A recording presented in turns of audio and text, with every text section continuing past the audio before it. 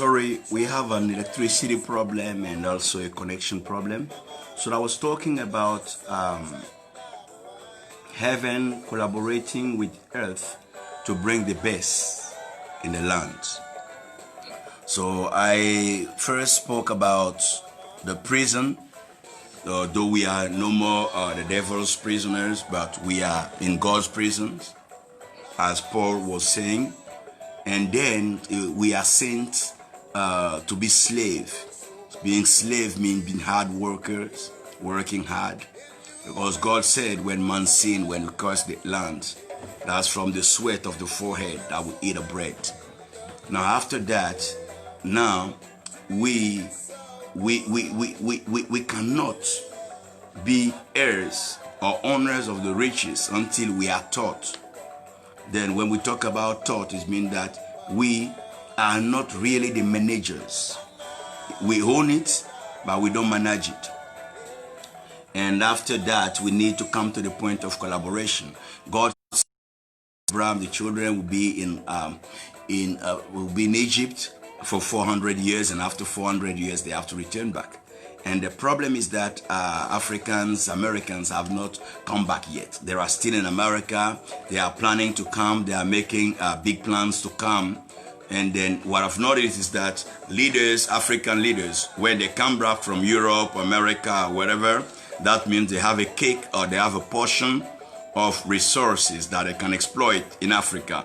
Probably money or political position or economical positions. But they were sent as slaves, or they were sent to learn, to acquire, and be a blessing to Africa.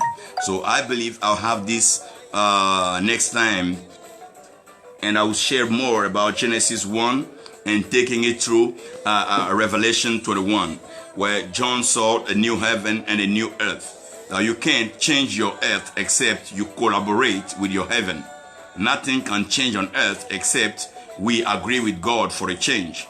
So that goes through prayer, sacrifice, prophetic actions, and understanding of God's plans, God's patterns, and what God really wants to do on earth.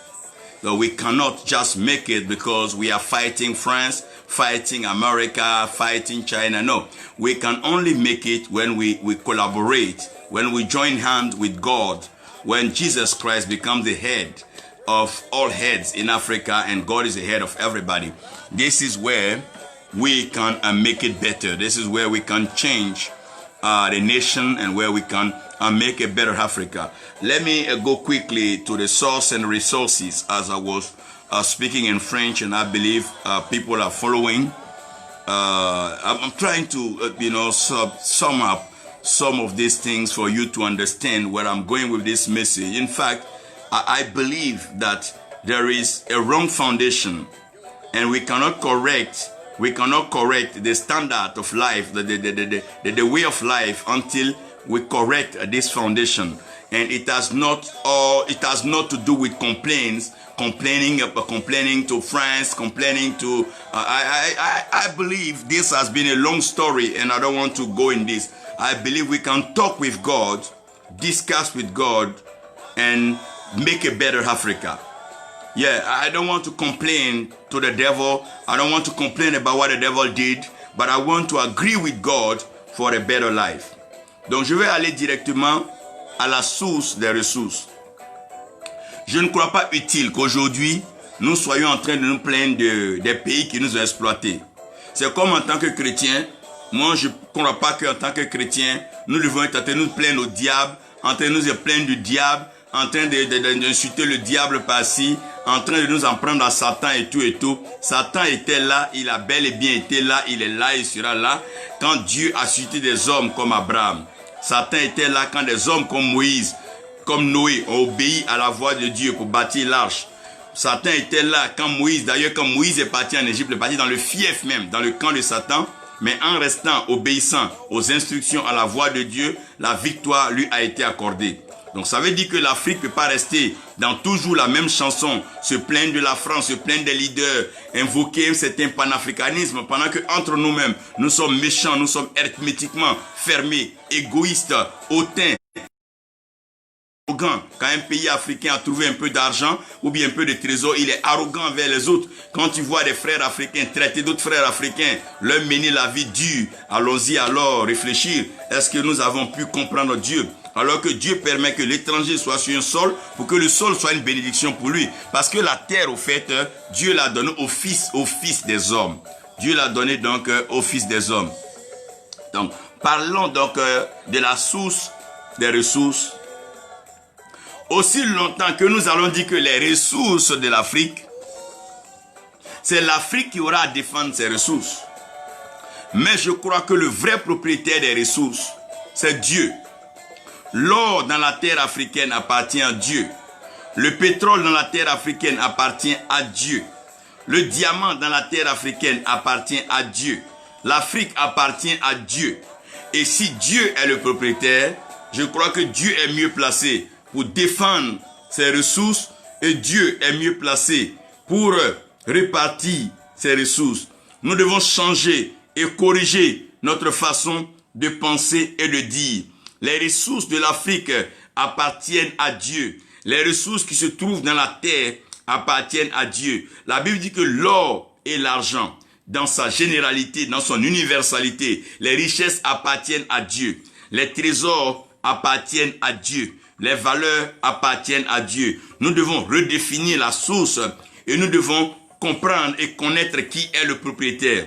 Le vrai propriétaire, c'est Dieu. C'est Dieu qui est le propriétaire donc du manganèse, de l'uranium et tous ces trésors que nous trouvons dans l'Afrique. C'est Dieu qui a mis cela dans le sous-sol. C'est pas nous. Nous sommes nés, nous avons trouvé, nous exploitons, nous utilisons. Mais le vrai propriétaire, c'est Dieu.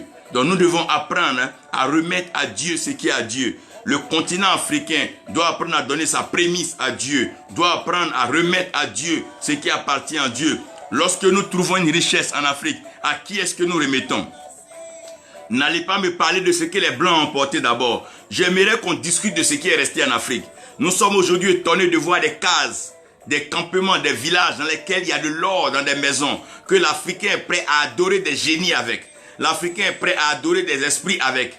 Mais l'Africain n'est pas prêt à vendre cet or-là pour construire même des écoles primaires, des maternités. De peu que vous avez donné au génie. Mais si on vous donne ce que les Blancs ont pris, c'est que vous allez encore donner au génie. Si rien ne revient au propriétaire, comment est-ce que le propriétaire peut être impliqué dans la lutte pour l'affranchissement et la prospérité? Qu'est-ce que l'Afrique donne vraiment à Dieu? On me parle de la pauvreté dans le milieu chrétien. Mais la question que je vais vous poser, combien de chrétiens payent leurs dîmes? Combien de chrétiens envoient leurs offrandes? Combien de chrétiens apportent même des sacrifices dans la maison de Dieu? Alors que la maison de Dieu est supposée être la maison du trésor, parce que Dieu est le propriétaire des trésors. Les gens ne viennent que quand ils ont des problèmes. On ne cherche des veillées de prière que quand on est attaqué par le démon, quand on n'est pas marié, quand on ne voyage pas, quand nos activités ne prospèrent pas. C'est là qu'on a besoin de Dieu. Mais lorsqu'on est béni, lorsqu'on est prospère, même dans les prémices, c'est là le dommage. Et après, on est étonné. Mais les mêmes causes produiront les mêmes effets. Il n'y a rien à faire. Tant que nous n'apprenons pas à dire qui est le vrai propriétaire, qui est le propriétaire de l'Europe, c'est Dieu qui est le propriétaire de l'Amérique. C'est Dieu qui est le propriétaire de l'Asie. C'est Dieu. C'est pour ça que nous ne pouvons pas faire d'ennemis raciaux ou d'ennemis continentaux. Parce que tous sont enfants de Dieu. Tous sont créatures de Dieu. Mais qui apprend à redonner à Dieu ce qui appartient à Dieu? Allons-y voir.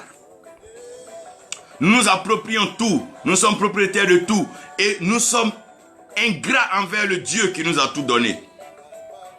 Nous sommes ingrats envers le Dieu créateur, le Dieu qui a béni l'Afrique, le Dieu qui a rendu l'Afrique prospère, une terre nourricière. Mais quand est-ce que l'Afrique a honoré Dieu? Quand est-ce que l'Afrique a reconnu Dieu comme étant le créateur et le vrai propriétaire de l'Afrique? Dites-moi quand. Dites-moi quand. Quand est-ce que cela est arrivé? Aidez-moi à dire quand. Donc, premièrement, c'est le vrai propriétaire qui est Dieu. Nous sommes intendants. Je vous l'ai dit, le jardin n'appartenait pas à des... Il n'était que des intendants. Un intendant, il gère, il cultive, il entretient. Dites-moi comment les Africains entretiennent l'Afrique. Expliquez-moi un peu Comment nous entretenons nos villages, nos campements, comment nous entretenons nos champs même. Je dis même, si les Blancs n'étaient pas passés en Afrique, j'ai bien peur qu'on ait des chemins de fer, qu'on ait des routes bitumées, qu'on ait des écoles, des universités, qu'on ait eu certaines infrastructures, parce que je ne vois pas. Il y a des pays encore qui traînent ces maisons qu'on appelle donc vestiges coloniales. Mais sans ça, où est le neuf? Où est l'entretien? Où se trouve le neuf? C'est une mauvaise intendance. D'abord, nous ne remettons pas les trésors de l'Afrique à Dieu, mais nous gérons mal l'Afrique. Et nous sommes tous responsables, aussi bien les dirigeants, les leaders que nous tous, aussi bien serviteurs de Dieu, nous sommes tous responsables. Comment est-ce que nous gérons le continent? Comment est-ce que nous ramenons le cœur du continent à Dieu? Comment est-ce que nous ramenons nos parents à Dieu? Comment est-ce que nous ramenons nos villages à Dieu? Comment est-ce que nous présentons l'évangile? Présentons-nous l'évangile comme une idéologie des Blancs? Ou présentons-nous l'évangile comme étant le cœur d'amour d'un Père depuis les cieux qui pense à changer la condition de ses enfants sur terre? Est-ce que nous pensons cela? Nous ne sommes pas venus sur la terre parce que nous avons voulu. Il nous a envoyés sur la terre pour une mission. Pour la remplir, la sujeter, la dominer. Mais là, nous sommes dominés. Ah, nous sommes dominés, nous sommes malmenés. Nous sommes malmenés et nous sommes mal partis. Si nous ne faisons pas de Dieu le propriétaire. On dit, heureuse la nation dont l'Éternel est Dieu. Donc si la nation a pour propriétaire Dieu, la nation elle est heureuse. Mais si la nation appartient à des loges, des pratiques, des animistes, du satanisme, tout ça, ben, la nation sera malheureuse. L'intendance, comment nous la gérons? La gérons-nous avec la pensée de Dieu? La gérons-nous avec l'Esprit de Dieu? Est-ce que nous sommes droits, justes dans nos dépenses?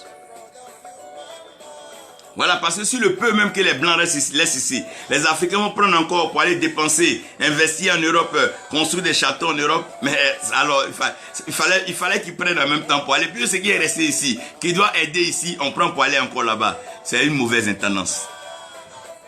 Et après cela, l'exploitant. Vous savez, quand tu exploites un trésor dans un lieu, le lieu dans lequel tu exploites le trésor doit jouir des retombées de ce qui est exploité.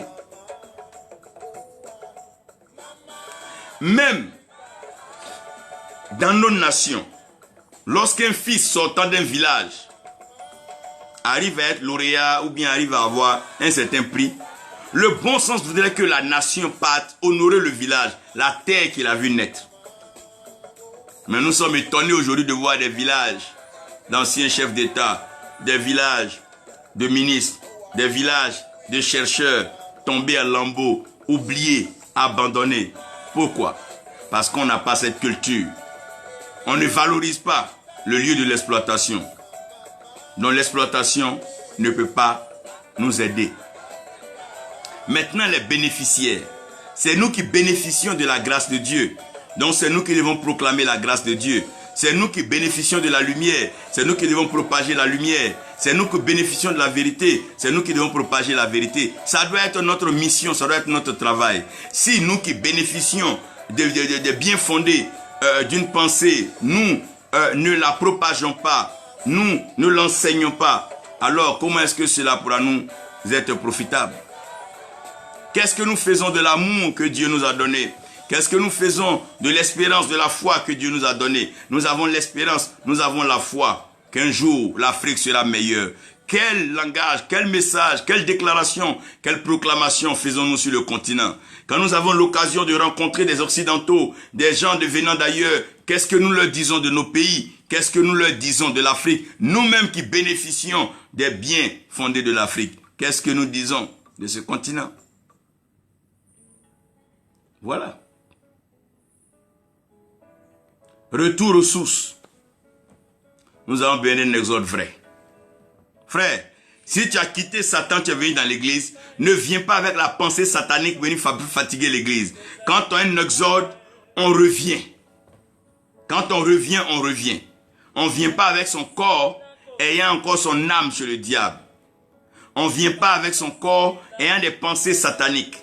Comment est-ce qu'on peut venir dans une maison de trésor et venir envoûter les offrandes? Comment on peut venir dans un foyer et puis venir avec un esprit de divorce, de démons? Pourquoi on peut rentrer dans un bonheur? À quoi sert à un homme de prendre une main toute sale et de vouloir mettre dans une eau propre? Non. Il va falloir que le retour, l'exode, soit fait de la bonne façon. Quand Dieu les fait sortir d'Égypte, il doit sortir Égypte d'eux avant de les emmener dans la terre promise. Quand on doit venir dans un continent, on doit tenir compte de la situation du continent et projeter. Si on se plaint que d'autres ont pillé l'Afrique, que nous-mêmes qui sommes aux affaires, nous devons piller l'Afrique, mais alors nous allons la détruire. Si on se plaint que ceux qui nous ont envoyé l'évangile ne nous ont pas enseigné toute la vérité, maintenant que nous avons le Saint-Esprit, persévérons dans la vérité. Pourquoi alors chercher des ruses, des ramifications, des mensonges pour escroquer, voler? Non, Dieu convaincra les gens de dons, de sacrifices, d'offrandes. C'est Dieu qui touchera les cœurs. Celui qui veut, il bénira. Dans tous les cas, l'œuvre avancera. Parce que Dieu est responsable de sa mission. L'exode et l'adaptation. Frère, quand on te délivre, ce qui fait que les démons reviennent, tu ne t'adaptes pas à la nouvelle vie qu'on te donne. On vient de chasser un esprit de pauvreté de toi. Mais tu ne veux pas t'adapter à la gestion, au travail et à l'investissement. Mais comment tu ne veux pas que la pauvreté revienne? On te délivre de la saleté. Mais toi-même, tu trouves un moyen d'aller jouer dans la boue. Comment veux-tu? Si tu ne t'adaptes pas. La vie est une adaptation perpétuelle. Quand tu vas quitter l'Afrique, tu iras en Europe, tu vas t'adapter aux saisons et au climat. Quand il sera hiver, tu vas apprendre à changer de vêtements. Ça veut dire que quand on arrive dans un continent, on s'adapte. On ne revient pas avec la pensée et vouloir changer tout à coup de bâton magique. Nous avons besoin d'une adaptation.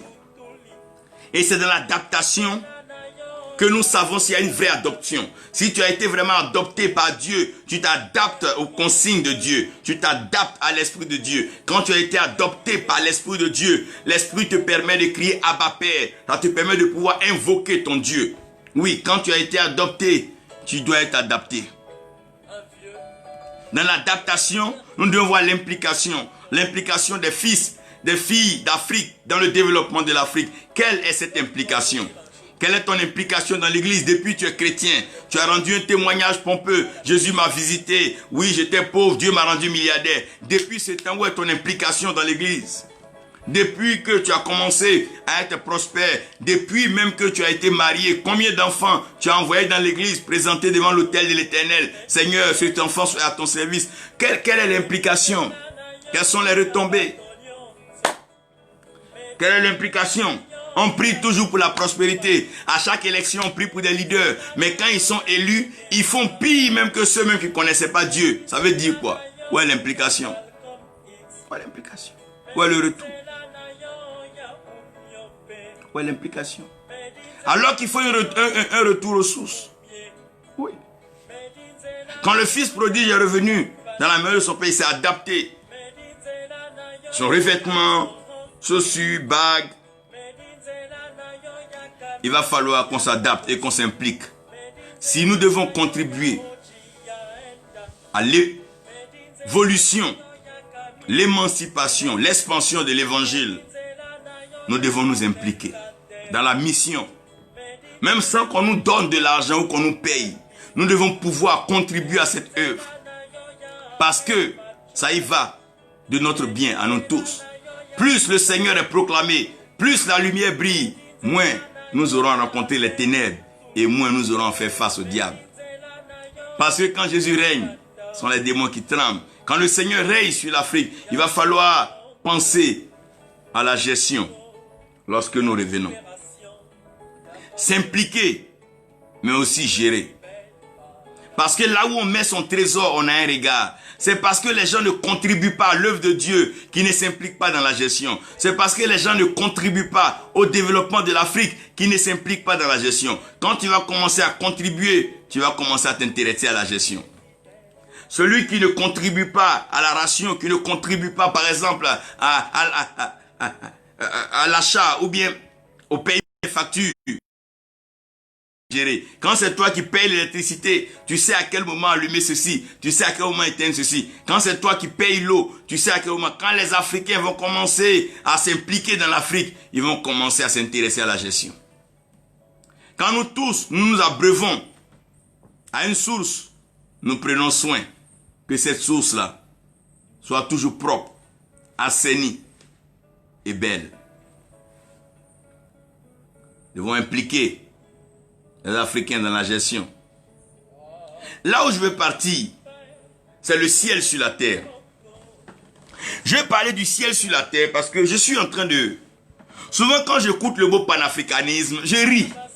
Parce que les mêmes Africains qui sont allés en Europe, qui viennent, qui parlent mal de l'Europe, dès qu'il y a une occasion, ils fuient pour aller en Europe. Alors que ce qui doit être important, c'est notre implication.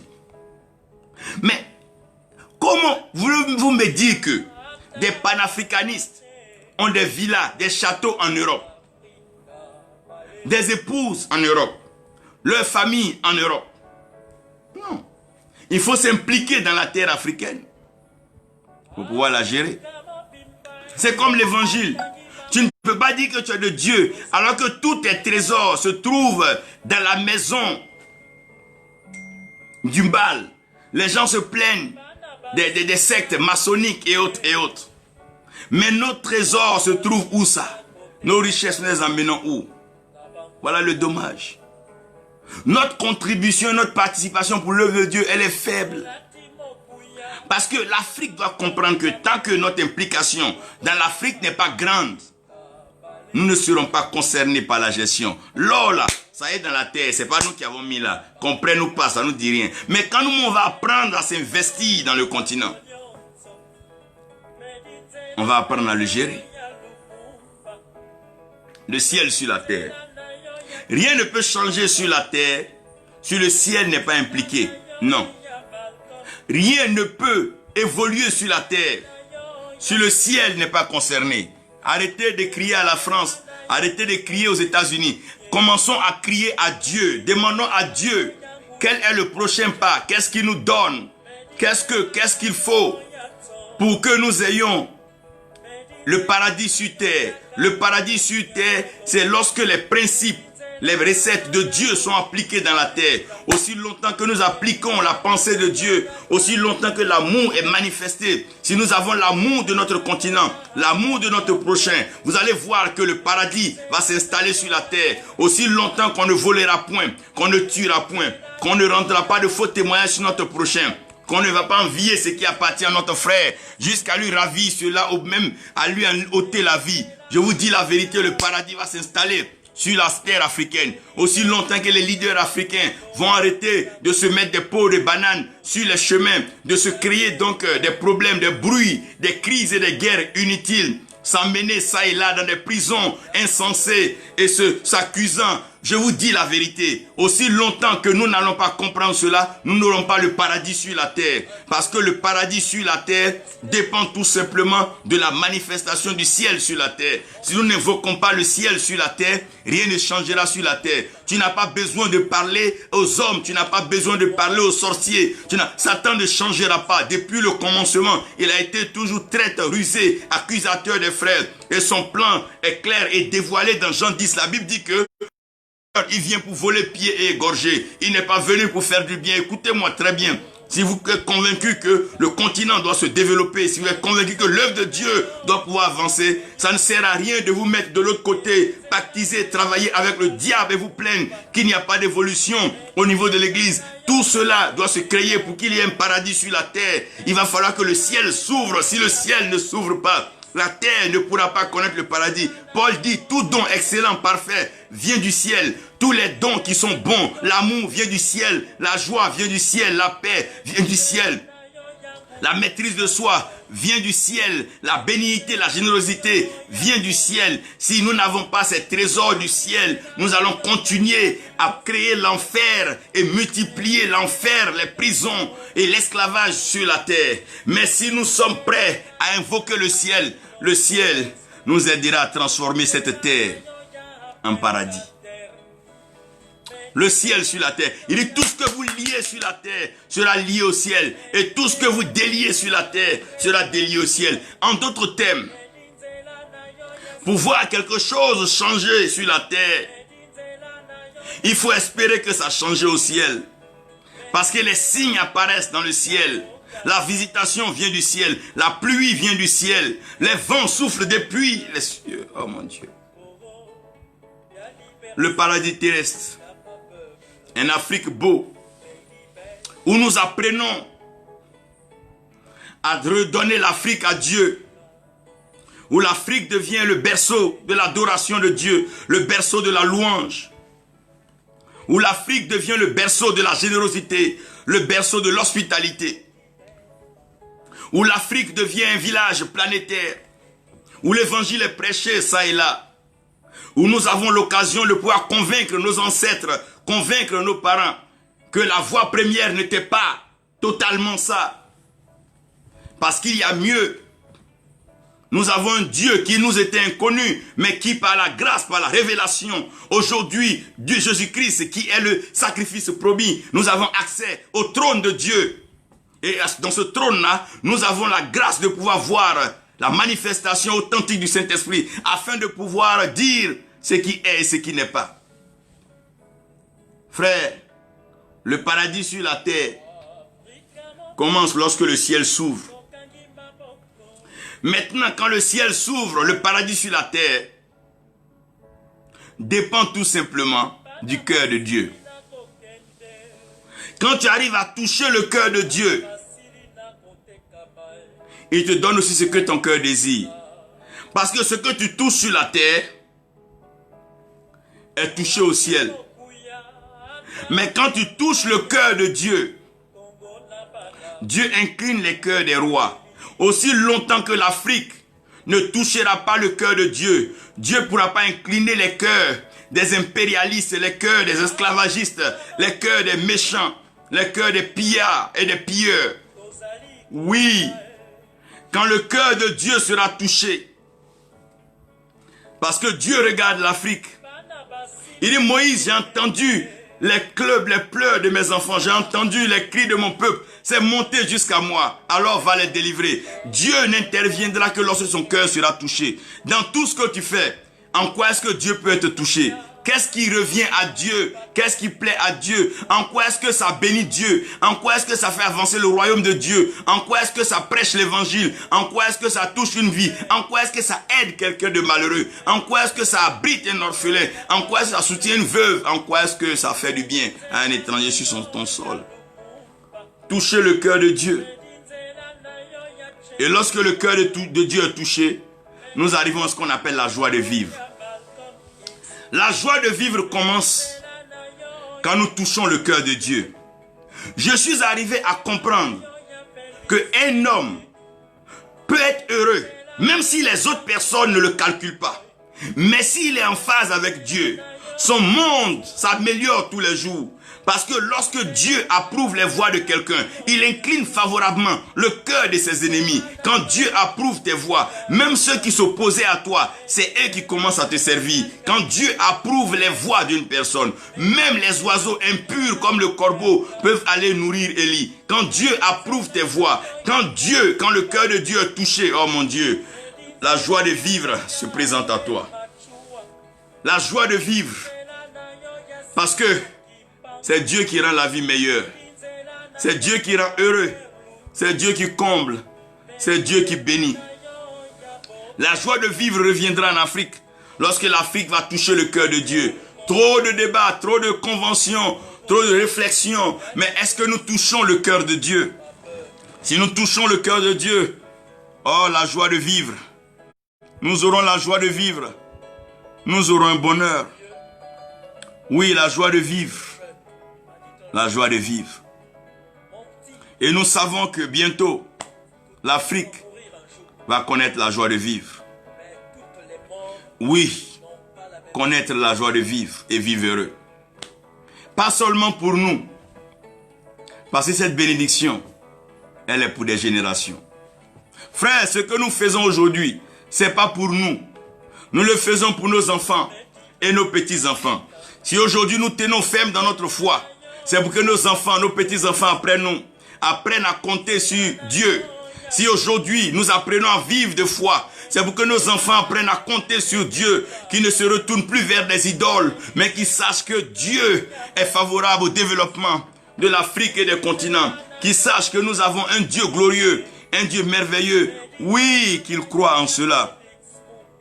Parce que cette bénédiction, elle est pour plusieurs générations. Nous devons bâtir une fondation solide pour des générations. Une génération avec une conscience pure. Une génération du travail. Une génération avec la pensée de la consécration. Une génération avec la pensée de la piété, de la sainteté. Une génération avec la pensée de l'humilité.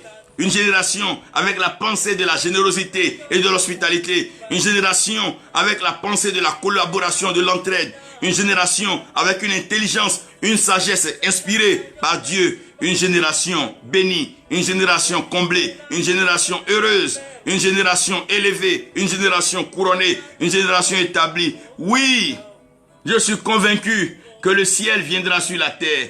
Dieu se déploiera en Afrique et Dieu bénira l'Afrique. Dieu se déploiera sur le continent et Dieu bénira l'Afrique. Oui, le ciel est en communion parfaite avec la terre. Permettons que le ciel soit en communion parfaite avec notre terre. Quand la communion sera parfaite, quand l'amour, l'alliance, la symbiose, oui, quand le ciel est pour nous, mon Dieu, qui pourra être contre nous? Lorsque Dieu est pour nous, qui sera contre nous? Oui, il est temps de comprendre que c'est Dieu qui peut bénir, c'est Dieu qui va bénir, c'est Dieu qui va délivrer l'Afrique, parce que c'est Dieu qui a restauré l'Afrique et Dieu a une promesse pour l'Afrique.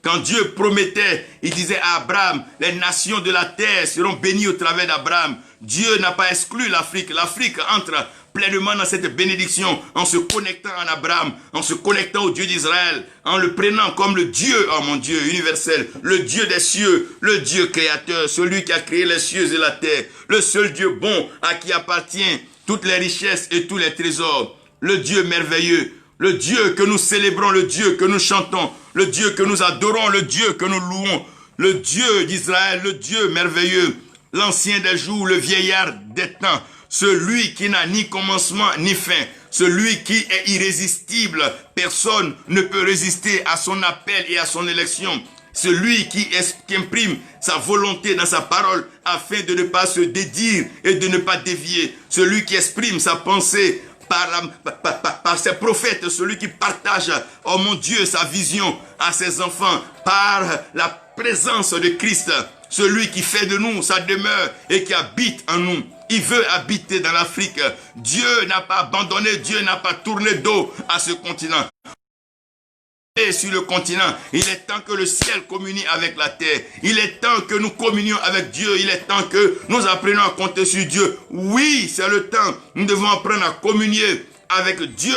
Nous devons voir le ciel se rapprocher de la terre. Des accords seront signés entre le ciel et la terre africaine. Des accords seront signés entre le ciel et la terre africaine. Une communion merveilleuse, une communion impeccable, une belle, oh my God, quelle communion.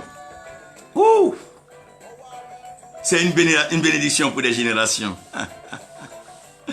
Ouais, c'est une bénédiction pour des générations. Yeah. It's a blessing, a sure foundation for many generations. Yeah, yeah, yeah. A strong foundation, a rock foundation.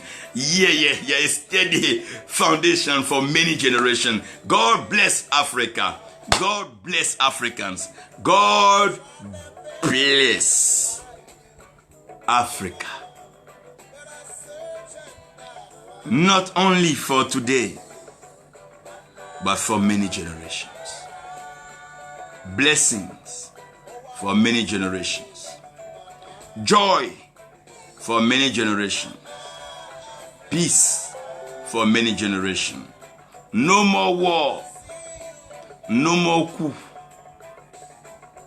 No more poverty. We declare blessings and freedom. We declare prosperity, liberty, power to produce and make wealth. A new Africa. a new Africa.